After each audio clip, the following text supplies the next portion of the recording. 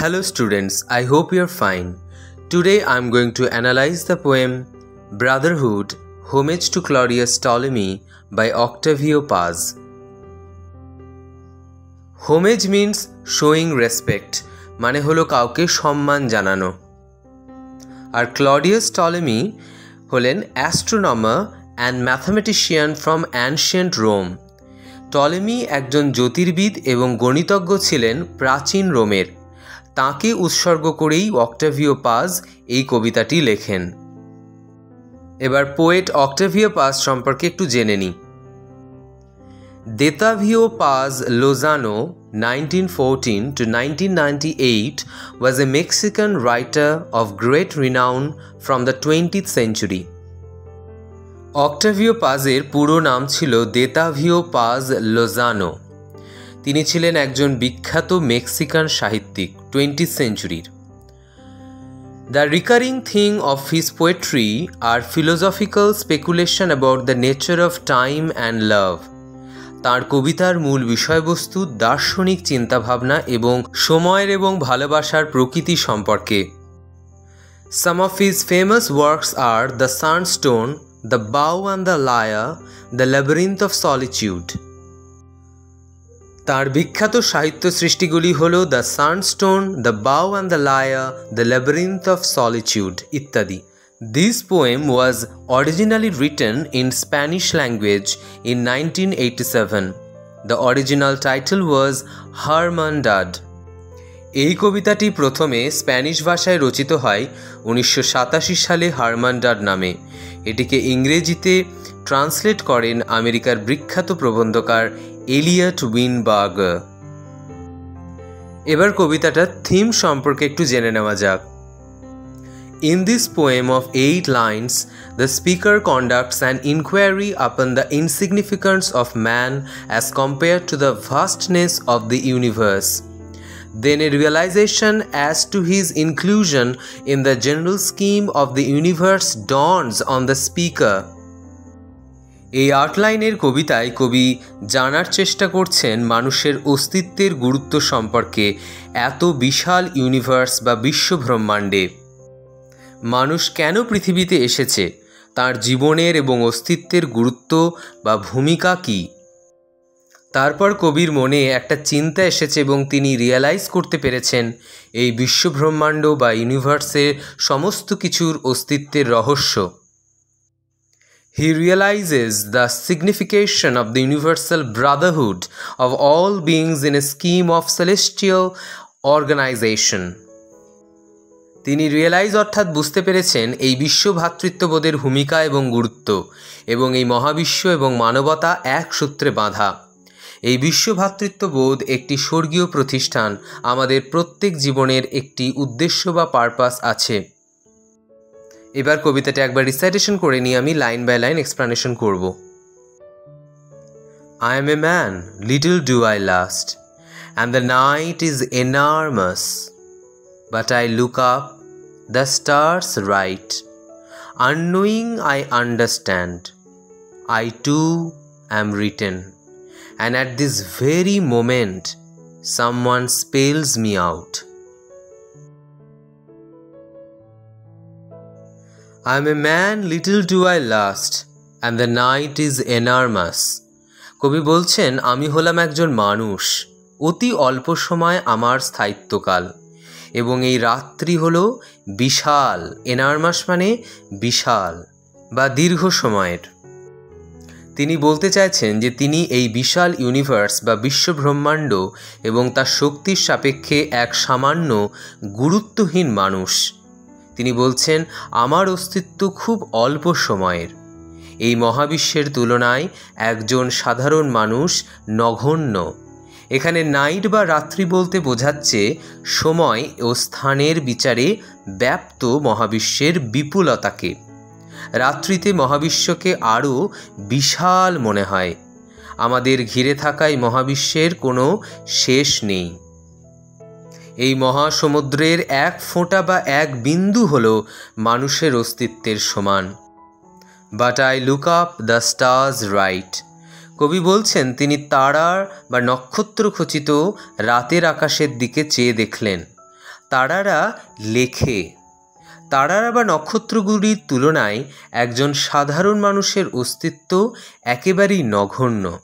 তারাগুলি পৃথিবীর সৃষ্টির আগে থেকে রয়েছে। তারাগুলি পৃথিবীর জন্ম থেকে পৃথিবীকে লক্ষ্য করছে, পৃথিবীর বিভিন্ন পরিবর্তন লিপিবদ্ধ করছে বা লিখে রাখছে। তারারা বা নক্ষত্রেরা পৃথিবীর ইতিহাস রচনা করছে। দ্য স্টার্স রাইট এই লাইনটা এটাও সাজেস্ট করছে যেন যে আকাশের তারারা আমাদের ভাগ্য রচনা করে। জ্যোতিষবিদ্যায় আছে যে মানুষদের ভাগ্য নিয়ন্ত্রণ করে এই সমস্ত গ্রহ নক্ষত্রেরা। তারাই আমাদের জীবনকে নিয়ন্ত্রণ করে বা কন্ট্রোল করে। Unknowing I understand, I too am written. Poet বলছেন যে আমি অজান্তেই বুঝলাম যে আমার সম্পর্কে লেখা হচ্ছে। এই লাইনের দ্বারা কবি একটা রিয়েলাইজেশনের কথা বলেছেন। কবি তাঁর আত্মোপলব্ধির মাধ্যমে জ্ঞানার্জন করেছেন। কবি কি রিয়েলাইজ করেছেন? কবি রিয়েলাইজ করলেন তারা বা নক্ষত্ররা পৃথিবীর সমস্ত কিছু সম্পর্কে লিখছেন। তার মানে কবির সম্পর্কেও লিখছেন, কারণ কবিও তো এই পৃথিবীর একটা অংশ, অতি ক্ষুদ্র হলেও তিনিও একটা অংশ। I too am written by those stars. তারারা কবির কথাও লিপিবদ্ধ করছে। And at this very moment someone spells me out. কবি বলছেন যে এই মুহূর্তে কেউ হয়তো আমার কথা বলছে, মানে আমার সম্পর্কে বলছে। কবি এখানে বোঝাতে চাইছেন যে কবি পোয়েট্রি বা কবিতার মাধ্যমে ইমমর্টাল হয়ে গেছেন বা অমর হয়ে গেছেন। পোয়েট্রি বা কবিতার সেই ক্ষমতা আছে যার দ্বারা একজন কবি বা সাহিত্যিক চিরকালের জন্য অমরত্ব লাভ করে। কবি বলছেন যে তারারা বা নক্ষত্রেরা আমাকেও লিখছে, মানে আমার সম্পর্কেও লিখছে। মানে কবি বলতে চাইছেন যে এই পুরো মহাবিশ্বের ইতিহাসের সাথে কবিকেও লেখা হচ্ছে, কবির জীবন সম্পর্কেও লিখছে সেই তারাগুলো। তারারা যেমন লিখছে বা কোনো কিছু সৃষ্টি করছে, তেমনি কবি অক্টাভিও পাজও সাহিত্য সৃষ্টি করছেন। একজন পোয়েট হিসাবে তিনি তার ফিলিংস, ইমোশনস, চিন্তাভাবনা, তাঁর জীবন সম্পর্কে লিখে রাখছেন এই কবিতাগুলোতে। পোয়েট বলছেন যে ঠিক সেই সময় হয়তো কোনো জায়গায় কেউ হয়তো কবির কথা, কবির কবিতা পড়ছে। তারাদের অস্তিত্বের কাছে একজন সাধারণ মানুষের জীবন একেবারেই নগণ্য। তারাদের অস্তিত্ব চিরন্তন বা ইটারনাল এবং ইমমর্টাল। ঠিক এই ধরনের ইমমর্টালিটি বা অমরত্ব কবি ফিল করছেন, অনুভব করছেন তার নিজের সাহিত্য সৃষ্টির মাধ্যমে। কবি এই ধারণাটি রিয়ালাইজ করলেন।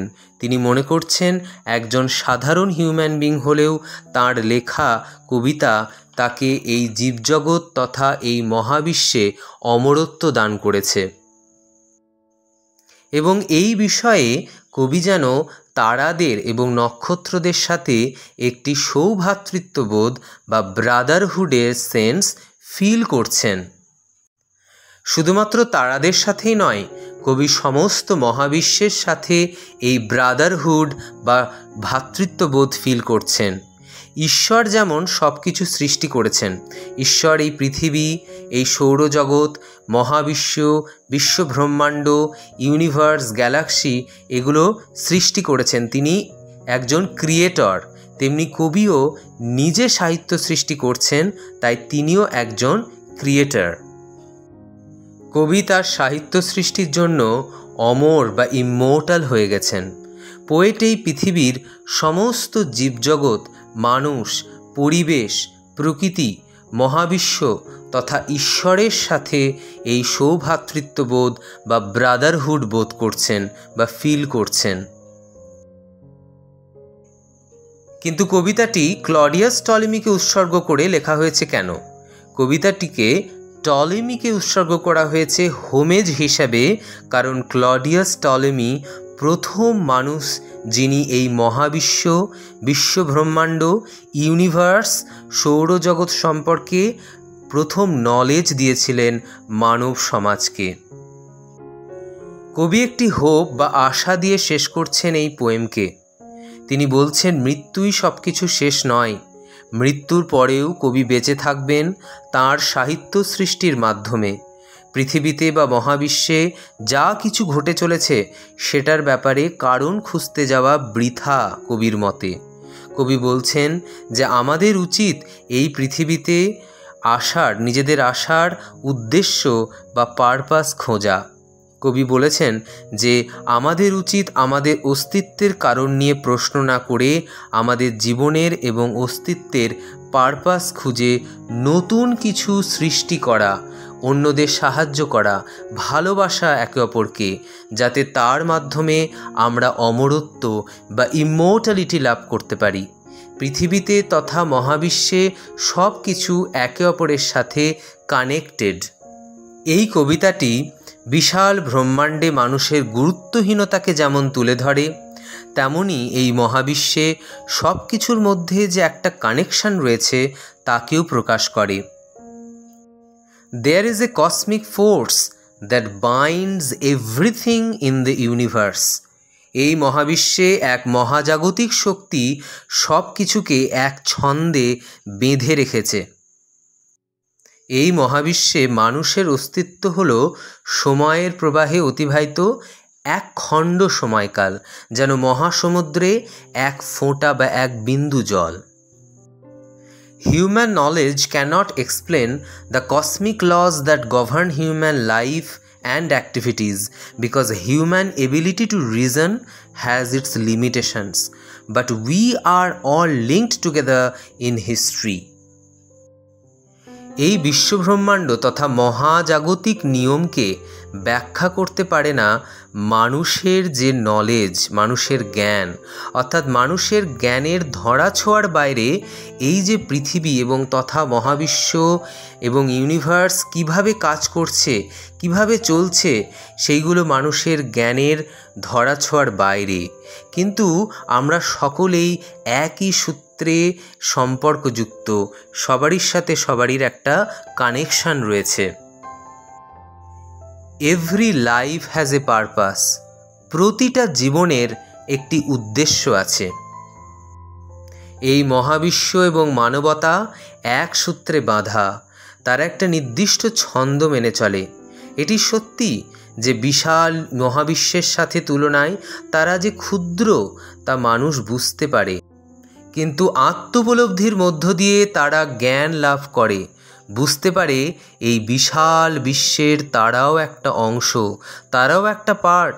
অতি ক্ষুদ্র নগণ্য হলেও তারাও এই ইউনিভার্সের একটা অংশ এবং তাদেরও অস্তিত্বের একটা কোনো পারপাস রয়েছে, উদ্দেশ্য রয়েছে। Both the universe and humanity are intertwined. They follow a rhythm. It is true that human beings recognize their smallness in comparison with the vast universe, but they acquire knowledge through intuition. They realize that they are also inevitable parts of the large universe.